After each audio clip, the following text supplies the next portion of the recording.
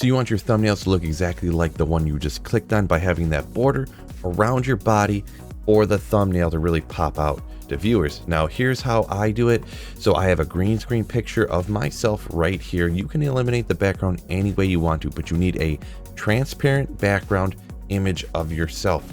So right here we got a picture of me in front of a green screen. I have it selected. Go ahead and go over to the color tab. In the grid over here, right click, go to add alpha output, connect the square to the circle right here. Boom. Now we have that connected. Come down here and click on this eyedropper right here. Now click on this eyedropper right here. Now you're ready to go up here and draw around on the green. You want to eliminate all the parts that you want to get rid of here. So until all of the gray and black in this white area is gone, you want to keep drawing. That's most of it. Now once you have it pretty good, come over here right above my head here, click the reverse, and boom. There's still quite a bit of green, and if there's any other green, make sure you have this plus selected.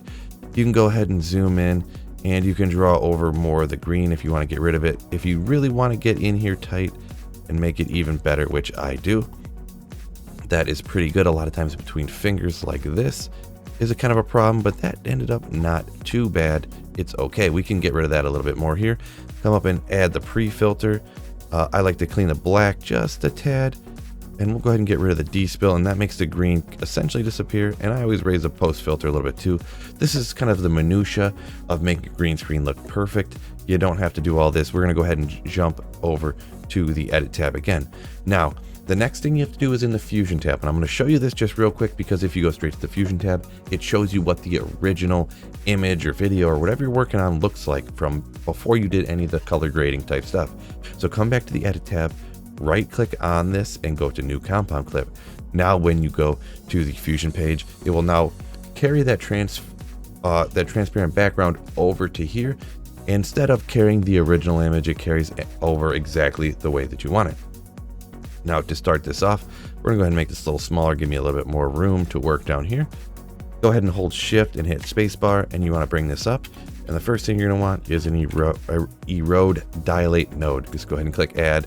It does not put it in the right spot. If it is in the wrong spot like this, go ahead and shift click it in the middle until the line goes away and move it about right here. That's a good spot to work. Now go ahead and shift and enter again, and you're gonna want to have a background node. Now you got the background node, click add. We'll see what it does with it. It does not put it anywhere. Now you need a merge node. Now you can do the same thing where you shift click, or you can go right here. There is a merge node. You can click and drag it down. We're actually going to want it on this line, so we're just going to drag and drop it right on the line. When it turns blue and yellow, you let go, and it puts it in the middle of the line. You can see it is definitely connected. Now, the only problem here is that you do not want the media in to be connected to the yellow, so go ahead and disconnect that. You want the media in to go to the yellow of the erode node right here.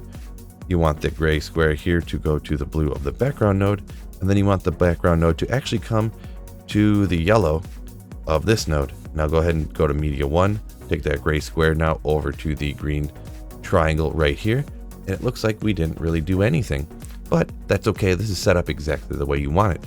Select erode dilate right here, and go ahead and drag this to the right, and then as you get to the right, you'll see the border gets bigger and bigger and bigger. If you want it thick like that, if you want it thinner, just a little teeny one.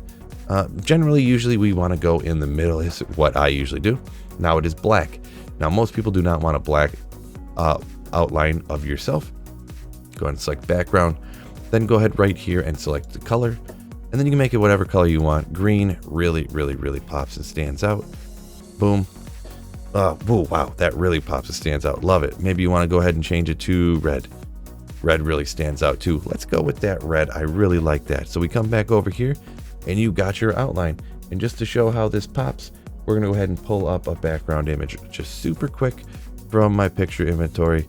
And from here, since it's a compound clip already, you can make it bigger, you can make it smaller, you can move it all around you want, you can put it wherever you want to. Maybe you just want yourself little in the corner, maybe you want yourself big over on this side, and boom, you got your outline to really pop out to your viewers.